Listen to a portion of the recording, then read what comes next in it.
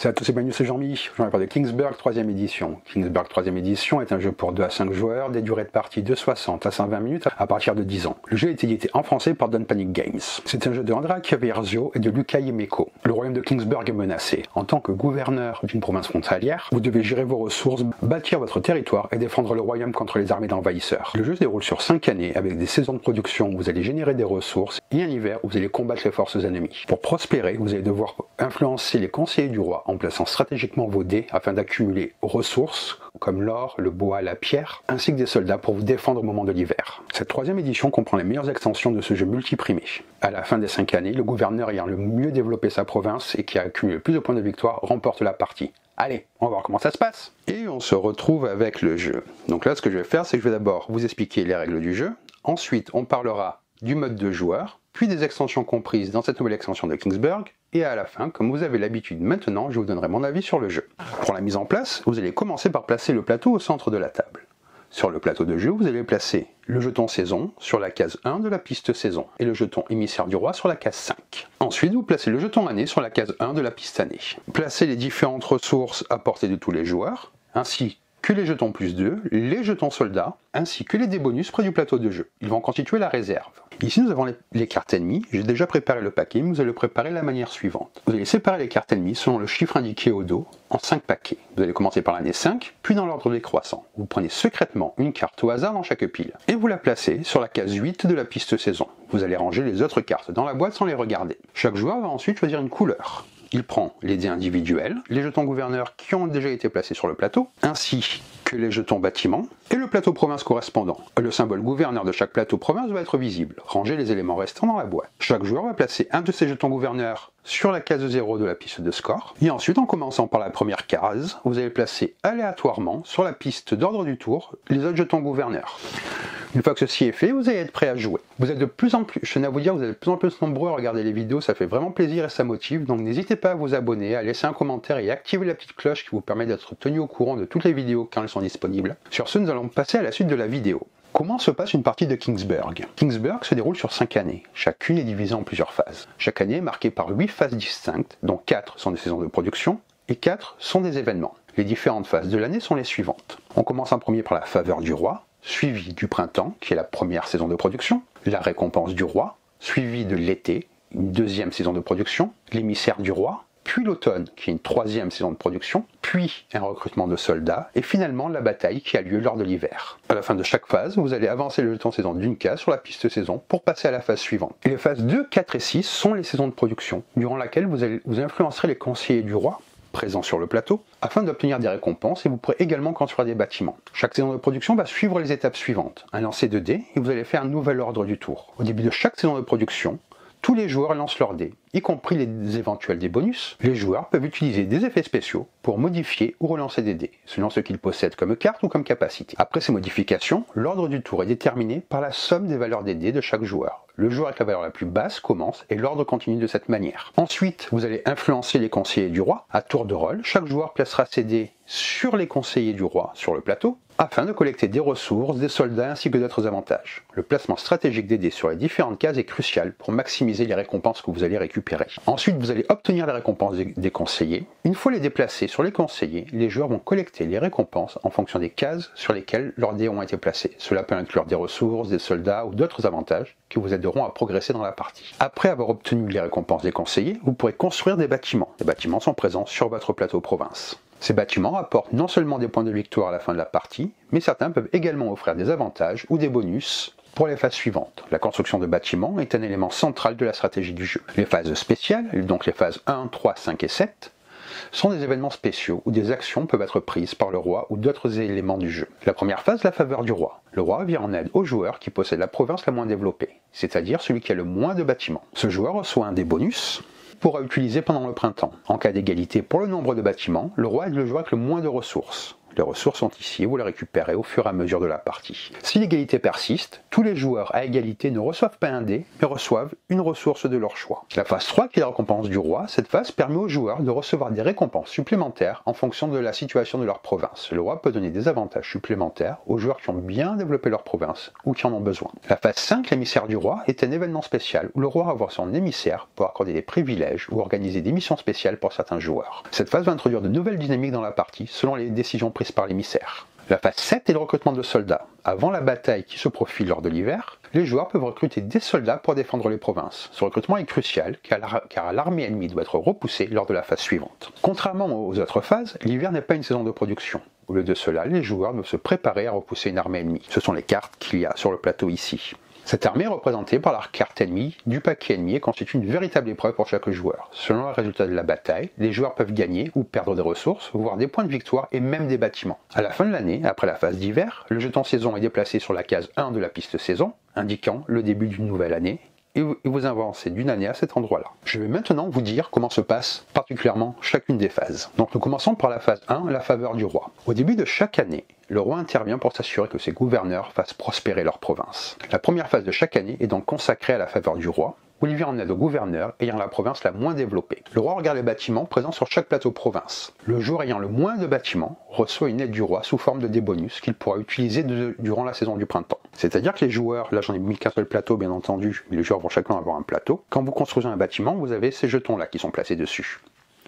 Comme ceci on va dire. Celui qui a le moins de bâtiments construits va recevoir la faveur du roi. Donc le joueur qui a le moins de bâtiments reçoit le dé bonus, qu'il pourra utiliser durant la saison de printemps. En cas d'égalité, si plusieurs joueurs sont à égalité pour le moins de bâtiments, le roi s'intéresse à leurs ressources des joueurs. Le joueur ayant le moins de ressources reçoit l'aide du roi. Si l'égalité persiste, après la comparaison des bâtiments et des ressources, le roi vient en aide à tous les joueurs en égalité, mais ceux-ci reçoivent une ressource de leur choix plutôt qu'un des bonus. Il y a un cas particulier lors de la première année. Durant la première année, tous les joueurs commencent avec la même situation. Tous les joueurs sont à égalité avec aucun bâtiment et un nombre similaire de ressources. En conséquence, chaque joueur reçoit une ressource de son choix et personne ne reçoit de dés bonus. Vient ensuite la phase 2, le printemps. Le printemps, la première saison de production, où les joueurs vont avoir la possibilité de gagner des ressources et des avantages en influençant les conseillers du roi. La phase de printemps suit les étapes suivantes. Vous allez d'abord lancer les dés.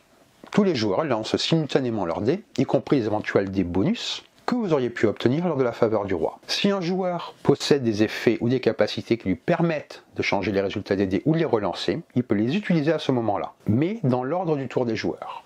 Il est important que chaque joueur utilise ses capacités de modification avant que l'ordre du tour ne soit redéfini. Une fois que tous les dés ont été lancés et modifiés, l'ordre du tour est redéfini en fonction de la valeur totale des dés obtenus par chaque joueur. Le joueur avec la valeur la plus basse de dés commencera, et ainsi de suite. C'est-à-dire, tous les joueurs lancent les dés, s'il y en a celui qui fait le plus bas est le premier joueur, et vous adaptez l'ordre du tour comme ceci. L'ordre du tour est donc déterminé par le total des dés et non par l'ordre initial de départ. En cas d'égalité dans l'ordre du tour, si deux joueurs ou plus obtiennent la même valeur, l'ordre du tour ne change pas pour ces joueurs. Leur jeton gouverneur reste dans l'ordre qu'ils occupaient avant le lancement des dés. En d'autres termes, en cas d'égalité, les joueurs concernés continueront à jouer dans l'ordre où ils étaient positionnés initialement sur le plateau de l'ordre du tour. Toujours au sein de cette même phase, vous allez influencer les conseillers du roi. Lors de la phase de printemps, après le lancement des dés et la redéfinition de l'ordre du tour, les joueurs passent à l'étape où ils peuvent influencer les conseillers du roi présents sur le plateau. Lors de son tour, chaque joueur peut choisir d'influencer un conseiller en plaçant ses dés sur un emplacement correspondant à l'un des conseillers présents sur le plateau. Chaque conseiller a un rang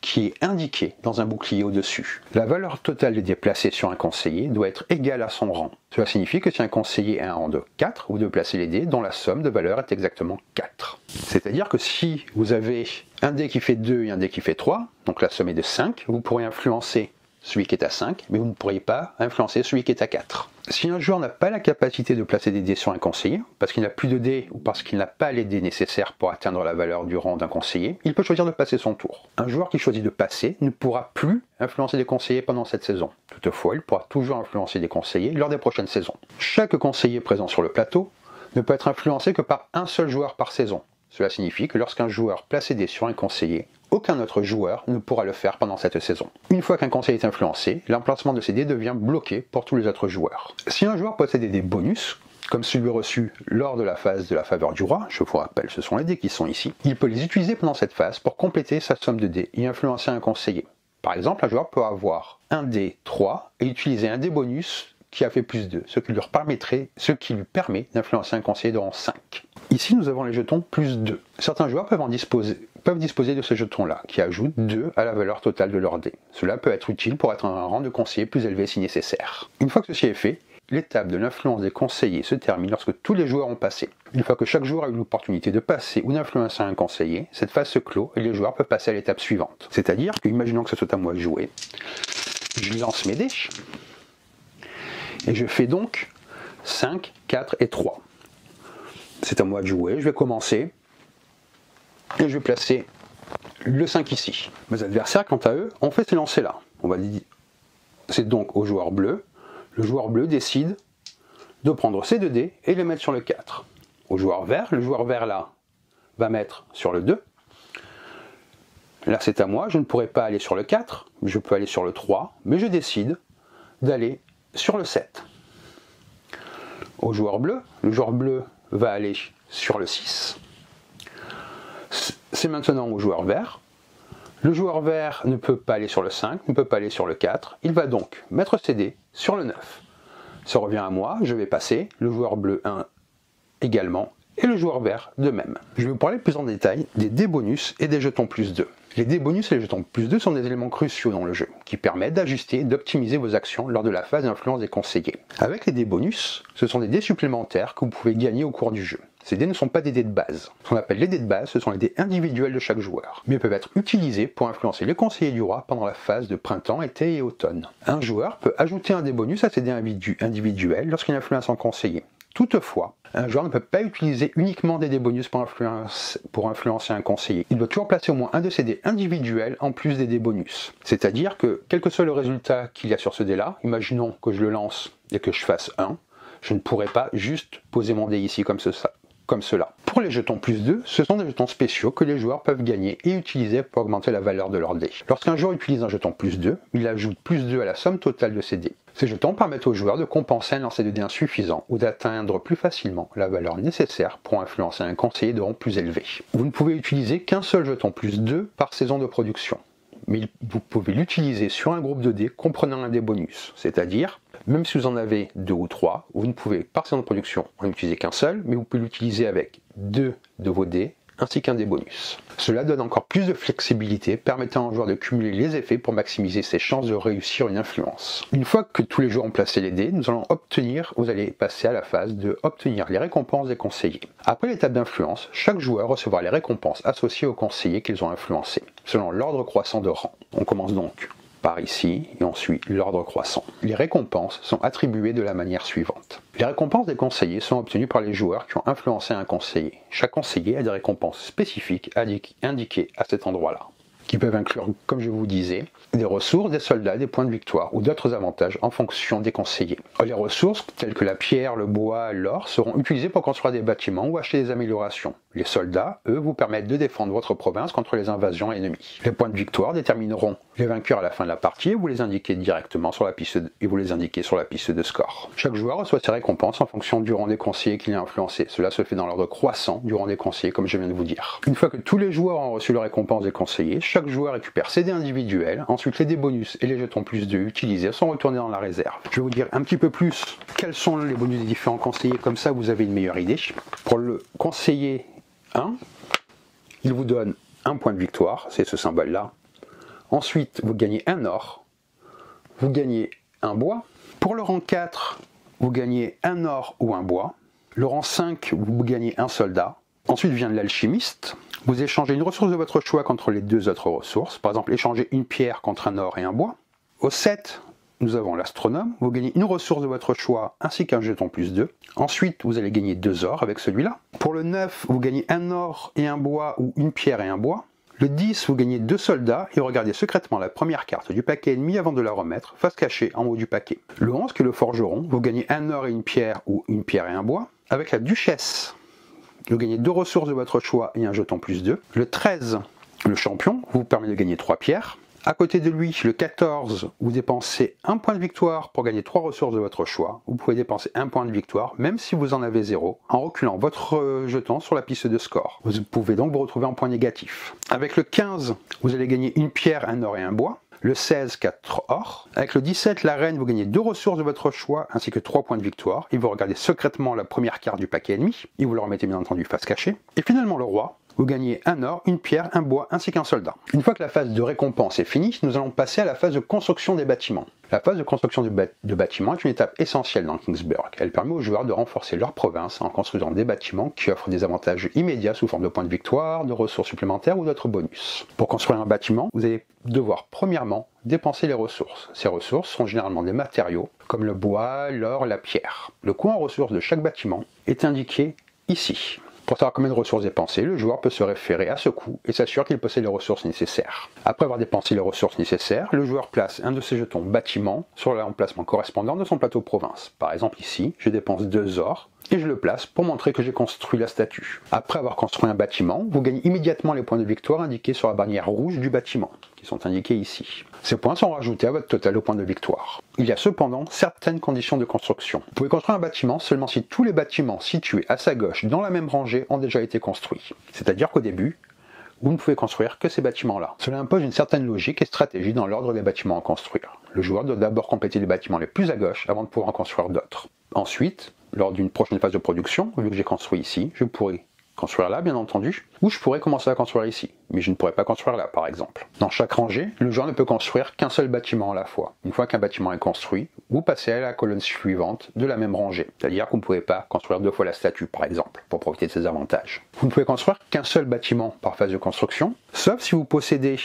le jeton émissaire du roi que vous avez récupéré lors de la phase qui correspond. Vous pouvez donc utiliser ce jeton pour construire un bâtiment supplémentaire à ce tour. Cela donne aux joueurs un avantage supplémentaire permettant la construction de 2 bâtiments dans la même phase. Une fois que ceci est fait, la phase de production est finie, donc le printemps comme je vous ai expliqué, et nous passons à la 3e phase qui est la récompense du roi. La phase de récompense du roi intervient après la phase de printemps et permet de récompenser les joueurs pour les progrès dans le développement de leur province. Le roi ayant observé l'essor de ses gouverneurs, récompense ceux qui ont fait le plus d'efforts. À chaque étape, le joueur qui possède le plus de bâtiments gagne immédiatement un point de victoire. En cas d'égalité, si plusieurs joueurs ont le même nombre de bâtiments, tous les joueurs à égalité reçoivent un point de victoire. Cette phase est simple et rapide car il s'agit uniquement de l'attribution de points de victoire en fonction du nombre de bâtiments construits. Ensuite vient donc la phase d'été, qui est la 2e phase de production, qui se passe comme la phase que je vous ai expliqué précédemment, le printemps, c'est-à-dire que vous allez lancer les dés pour et faire un nouvel ordre du tour, vous allez influencer les conseillers, obtenir les récompenses des conseillers, puis construire les bâtiments. Puis ensuite la phase 5, la phase émissaire du roi. Le roi envoie son plus fidèle émissaire aider le gouverneur de la province la moins développée. Le joueur qui possède le moins de bâtiments récupère le jeton émissaire du roi. S'il y a égalité pour le plus petit nombre de bâtiments, c'est le joueur avec le moins de ressources qui récupère le jeton. Si l'égalité persiste, personne ne récupère le jeton. L'émissaire du roi peut être utilisé au cours de n'importe quelle saison de production pour bénéficier d'un des effets suivants. Influencer un conseiller qui a déjà été influencé, par vous-même ou un autre joueur.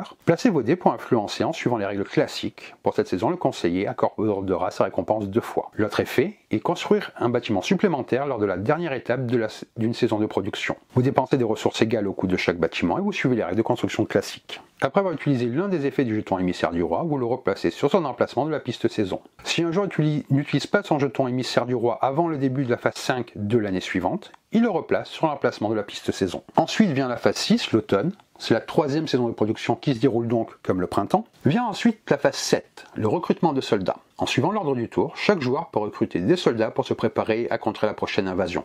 Chaque joueur peut recruter autant de soldats qu'il le souhaite en dépensant 2 ressources de son choix par soldat. Pour chaque soldat recruté, vous prenez un jeton soldat de la réserve. Une fois que ceci est fait, vous allez passer à l'hiver. Ce n'est pas une saison de production. Durant cette saison, les joueurs doivent affronter une armée ennemie. Tout d'abord, le roi envoie des renforts dans chaque province. Le premier joueur lance un dé qui compte pour tous les joueurs. Chaque joueur prend autant de jetons soldats de la réserve que le résultat du dé. Ensuite, vous allez révéler la première carte du paquet ennemi, comme ceci.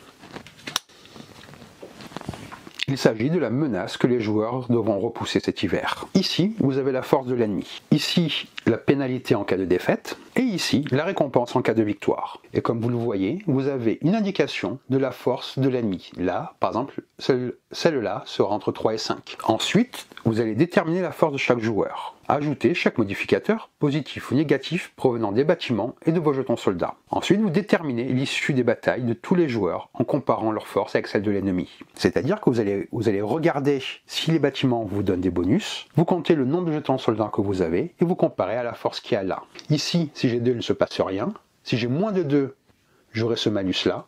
Si j'ai plus de 2, j'aurai la récompense. Il y a plusieurs types de pénalités que vous pourrez rencontrer. Il y a des pertes de ressources. Les ressources perdues sont déposées dans la réserve. Si un joueur n'a pas assez de ressources du type correspondant, il perd tout simplement toutes les ressources du type. Il peut y avoir de la destruction de bâtiments. Le joueur perd un bâtiment dans la colonne la plus à droite de son plateau province. Si plusieurs bâtiments s'y trouvent, c'est le bâtiment le plus en haut qui est détruit. Quand un joueur perd un bâtiment, il retire le jeton bâtiment dans l'emplacement et perd immédiatement le nombre de points de victoire qui est indiqué ici. Ce joueur pourra reconstruire ce bâtiment au cours d'une future saison de production. Si vous perdez des points de victoire, vous reculez d'autant de cases le jeton gouverneur. Après avoir résolu toutes les batailles, vous rangez la carte ennemie dans la boîte. Tous les joueurs déposent ensuite tous leurs jetons soldats dans la réserve. À la fin de l'hiver, donc la phase 8, l'année en cours se termine. S'il s'agit de l'année 5, la partie prend fin. Sinon, vous avancez le jeton année d'une case et vous placez le jeton saison que vous avez descendu au fur et à mesure, vous le replacez sur la case 1. À la fin de la 5e année, le joueur avec le plus de points de victoire remporte la partie. En cas d'égalité, c'est le joueur à égalité avec le plus de ressources qui gagne. Si l'égalité persiste, c'est le joueur à égalité avec le plus de bâtiments qui gagne. Si l'égalité persiste encore, les joueurs se partagent la victoire. Je vais vous résumer comment se passe un tour de jeu. Une partie se découpe en une série de 5 manches qu'on appelle les années. Chaque année se divise en 8 phases, 4 saisons et 4 événements spéciaux qui surviennent entre chaque saison. Les différentes phases se déroulent dans l'ordre suivant. Vous avez d'abord la faveur du roi. Le joueur qui possède le moins de bâtiments gagne un des bonus pour le prochain printemps. Ensuite, vous avez le printemps, qui est la première saison de production. Vous lancez les dés et définissez l'ordre du tour. Vous allez influencer les conseillers, obtenez des récompenses des conseillers, puis vous construisez des bâtiments. Vient ensuite la récompense du roi. Le joueur qui possède le plus de bâtiments gagne un point de victoire. L'été, deuxième saison de production qui se passe donc comme le printemps. La phase 5, qui est l'émissaire du roi. Le joueur qui possède le moins de bâtiments récupère le jeton émissaire. Phase 6, l'automne, qui est la troisième saison de production. Phase 7, le recrutement de soldats. Puis phase 8, l'hiver. Durant cette saison, les joueurs vont affronter une armée ennemie. Et vous jouez comme ceci jusqu'à la fin de la 5e année, où le joueur avec le plus de points de victoire remporte la partie. Il y a quelques petites spécificités pour le jeu à 2 joueurs. À 2 joueurs, la partie se déroule normalement, à l'exception d'une étape supplémentaire lors de chaque saison de production. Au début de chaque saison de production, et avant toute action, vous lancez 3 dés individuels d'une autre couleur que celle choisie par les joueurs, et vous placez ces 3 dés sur le conseiller dont le rang est égal à la somme des 3 dés. Lancez ensuite 2 autres dés d'une autre couleur, et placez-les de la même manière sur un autre conseiller. Si la somme du second lancé est égale à celle du premier, placez chaque dé du second lancé sur le conseiller dont le rang est égal à la valeur de chaque dé. Comme ces conseillers ont été influencés, les joueurs ne peuvent pas les influencer à leur tour pendant cette saison, à moins qu'un joueur utilise l'émissaire du roi. À la fin de la saison de production, mettez ces dés de côté pour pouvoir les utiliser à nouveau lors de la prochaine. Vous allez donc bloquer en lançant des dés des conseillers sur le plateau, ce qui va vous bloquer des places. La première extension est l'extension bâtiment supplémentaire. Lors de la mise en place, au lieu d'utiliser les 5 rangées B, C, D, E, F, vous allez utiliser l'autre face du plateau qui est ici. Comme vous voyez, vous avez beaucoup plus de bâtiments. Vous possédez désormais 7 rangées de bâtiments plutôt que 5. Toutes les règles de construction et de destruction de bâtiments restent les mêmes. La deuxième extension que vous trouverez dans la boîte est l'extension des gouverneurs. Cette extension contient des cartes gouverneurs qui vous représentent vous, les joueurs. Chaque gouverneur possède un effet unique qui peut être utilisé au cours de la partie. À la fin de la mise en place, avant de commencer la partie, vous allez mélanger donc ces cartes-là. Vous en distribuez 3 à chaque joueur. Chaque joueur en conserve une de ces cartes et range les 2 autres dans la boîte sans les montrer. Quand tous les joueurs ont choisi leur carte gouverneur, vous les révélez simultanément. Chaque carte gouverneur octroie un effet au joueur qui l'a choisi. Vous avez au dos des cartes, comme ceci. Je vais vous montrer avant de continuer à vous expliquer. Et donc ici, vous voyez, vous avez les différents effets des gouverneurs.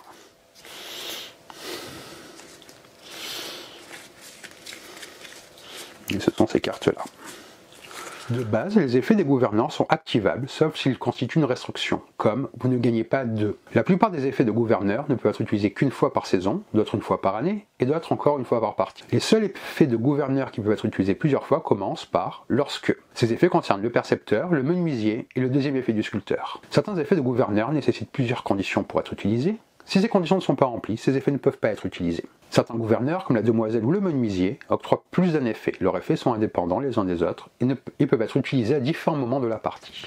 Et finalement, la troisième extension que vous trouverez est avec ces jetons-là. C'est ce qu'on appelle l'extension soldat. Cette extension contient les jetons armés du roi. Il remplace le lancer de dés de la phase 8 pour déterminer les renforts du roi. Lors de la mise en place, les joueurs prennent les 6 jetons armés du roi de leur couleur. Lors de la phase 8, au moment de déterminer les renforts du roi, vous ne lancez pas de dés. À la place, avant que la carte ennemie ne soit révélée, les joueurs choisissent secrètement directement et en même temps un de leurs jetons armés du roi. Lorsque tous les joueurs ont choisi leur jeton, vous les révélez simultanément. Les joueurs gagnent autant de jetons soldats en renfort qu'indiqué sur leur jeton armé du roi. Rangez tous les jetons armés du roi révélés dans la boîte. Vous ne pouvez donc utiliser les jetons qu'une seule fois. À la fin de la partie, les joueurs gagnent autant de points de victoire qu'indiqué sur leur jeton armé du roi inutilisé. Ça rajoute un petit sel supplémentaire au jeu qui est très intéressant. Je vais maintenant vous donner quelques petites précisions que vous allez pouvoir avoir dans les règles. Les joueurs peuvent avoir un nombre de points négatifs. Pour l'indiquer, vous reculez le jeton gouverneur sur la piste de score au-delà de la case 0. La case 59 devient ainsi la case -1, 58 -2, ainsi de suite. Vous pouvez lancer autant de débonus que vous le souhaitez au cours d'une même saison de production. Si vous avez plusieurs débonus, vous pouvez les placer sur un même conseiller pour l'influencer, mais seulement si au moins un dé individuel y est déjà placé. Les modificateurs de bataille sont additionnés au jeton soldat uniquement après avoir déterminé la force des joueurs durant la phase 8. Au cas où plusieurs joueurs devraient appliquer leurs effets en même temps, ils sont résolus selon l'ordre du tour. Si les effets de votre gouverneur et ou de vos bâtiments devaient s'appliquer en même temps, vous choisissez l'ordre dans lequel ils sont résolus. Après avoir résolu un effet, vérifiez que les conditions des autres effets sont toujours remplies. Vous ne pouvez utiliser les effets qui dépendent du total de vos dés qu'après avoir résolu tous les effets de relance. Quelques précisions générales sur les bâtiments. Les effets de bâtiments sont activables, sauf s'ils constituent une pénalité. Exemple, -1 de force, ou une restriction. Vous devez, vous ne pouvez, ce bâtiment ne peut pas. La plupart des effets de bâtiment ne peuvent être utilisés qu'une seule fois par saison ou par phase. Cela inclut les effets qui se produisent au début ou à la fin d'une saison, ainsi que les modificateurs de bataille, tels que les jetons de +1 de force. Si vous utilisez un de ces effets, retournez le jeton de ce bâtiment pour indiquer que son effet a été utilisé lors de cette saison. Certains effets de bâtiment ne peuvent être utilisés qu'une seule fois par partie. Exemple à la fin de la partie, ou bien ce sont des effets passifs comme l'hôtel des monnaies. D'autres effets de bâtiment peuvent être utilisés plusieurs fois par saison ou par phase. Il s'agit par exemple de la caserne, des écuries. Certains bâtiments comme la ferme ou la forteresse octroient plus d'un effet. Leurs effets sont indépendants les uns des autres et peuvent être utilisés à différents moments de la partie. Certains effets de bâtiment nécessitent plusieurs conditions pour pouvoir être utilisés. Si ces conditions ne sont pas remplies, ces effets ne peuvent pas être utilisés. Les effets de bâtiment qui se déclenchent à la fin d'une saison peuvent être utilisés pendant la saison au cours de laquelle ces bâtiments ont été construits. Ensuite, vous trouverez à la fin du livret de règles des précisions supplémentaires sur des bâtiments spécifiques. Également, des précisions sur les différents gouverneurs. Après avoir fait le tour des règles, assez complètes, je vous ai donc parlé des différentes mécaniques du jeu ainsi que de ses extensions, je vais vous dire ce que j'ai pensé de ce jeu. Une partie de Kingsburg se déroule sur 5 années, chacune divisée en 8 phases bien distinctes, parmi elles 3 saisons de production, permettent aux joueurs d'accumuler des ressources et d'améliorer leur province, tandis que la phase d'hiver impose un défi militaire sous la forme d'une bataille contre une armée ennemie. Chaque année suit un schéma précis. La faveur du roi, un soutien est accordé aux joueurs ayant le développement le plus faible. Printemps, été, automne, 3 saisons de production où les joueurs influent les conseillers du roi pour obtenir ressources et avantages. La récompense du roi, le joueur ayant le plus de bâtiments gagne un point de victoire. L'émissaire du roi, une aide supplémentaire est attribuée aux joueurs en difficulté. Un recrutement de soldats, les joueurs peuvent renforcer leur armée en provision de l'hiver. Et finalement l'hiver, qui est une bataille finale contre une menace extérieure où la force militaire de chaque province est mise à l'épreuve. Ce découpage confère au jeu un équilibre subtil entre développement économique et impératif militaire, obligeant les joueurs à gérer leurs ressources avec soin, tout en anticipant les menaces à venir. Au cœur de Kingsburg réside un système ingénieux de placement de dés. Chaque saison de production, les joueurs lancent leurs dés et les utilisent pour influencer les conseillers du roi, chacun exigeant une somme de points spécifiques pour être activés. Les conseillers du roi offrent divers avantages, allant de l'acquisition de ressources à des bonus stratégiques. Le fait que chaque conseiller ne puisse être influencé que par un seul joueur par saison introduit une dimension d'interaction et de blocage, forçant les participants à adapter leur choix en fonction des actions adverses. De plus, Kingsburg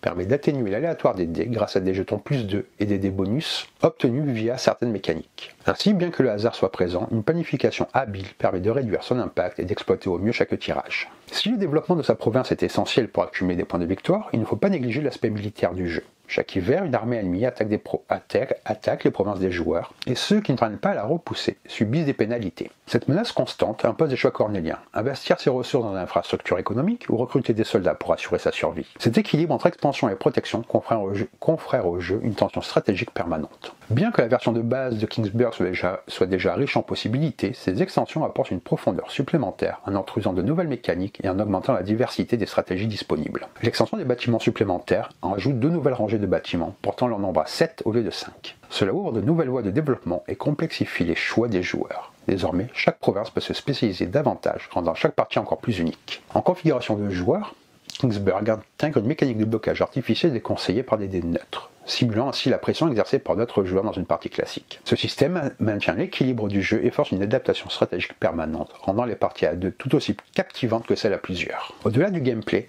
Kingsburg brille par son esthétique soignée. Les illustrations réalisées par Francesco Mattoli et Roberto Pituru plongent les joueurs dans un univers médiéval riche et détaillé. Le plateau central est bien conçu, rendant la lecture du jeu fluide et intuitive. Les dés de couleurs distincts pour chaque joueur facilitent la lisibilité, ainsi que des jetons robustes garant d'une excellente durée de vie. Cette attention apportée aux détails renforce l'immersion et contribue au plaisir de manipulation du jeu. Si Kingsburg a su traverser les années sans prendre une ride, c'est parce qu'il combine habilement accessibilité et profondeur stratégique. Le jeu est facile à apprendre, mais difficile à maîtriser. Son système de placement de dés permet aux nouveaux joueurs d'entrer rapidement dans l'action, tandis que les joueurs expérimentés peuvent affiner leur stratégie au fil des parties. Contrairement à certains jeux de gestion purement stratégiques, Kingsburg inclut une part d'aléatoire avec les lancers de dés, mais offre de nombreuses façons d'atténuer cette variabilité. Cela permet d'éviter un sentiment de rigidité, tout en laissant place à des décisions tactiques cruciales. Le fait que chaque conseiller ne puisse s'influencer que par un seul joueur par saison pousse à l'anticipation et à la lecture du jeu adverse. Le placement des dés devient un affrontement subtil où chaque décision compte, renforçant l'immersion et l'engagement de tous les participants. Que vous soyez un amateur de jeux de société ou un vétéran de jeux de gestion, Kingsburg est un incontournable qui mérite une place dans votre ludothèque. Avec son mélange de planification, de gestion de risque et d'interaction entre joueurs, il offre des parties toujours renouvelées et pleines de rebondissements. Accessible sans être simpliste, profond sans être écrasant, il incarne l'équilibre parfait entre stratégie et plaisir de jeu. Les extensions viennent enrichir une expérience déjà solide en assurant une rejouabilité quasi infinie. En définitive, Kingsburg est pour moi un véritable joyau du jeu de société moderne, une aventure où chaque décision façonne le destin de votre province. Car en effet, je pense que c'est un jeu que tout le monde devrait essayer au moins une fois. Qui est une 3e édition qui soit disponible, c'est vraiment une bonne idée. Je vous invite vraiment à découvrir ce jeu qui pour moi fait partie des classiques du jeu de société contemporain. J'espère en tout cas que cette vidéo vous a plu, que cette fois je n'ai pas parlé trop vite et que j'ai un petit peu ralenti mon débit. Sur ce, je vous dis bonne partie et bon jeu!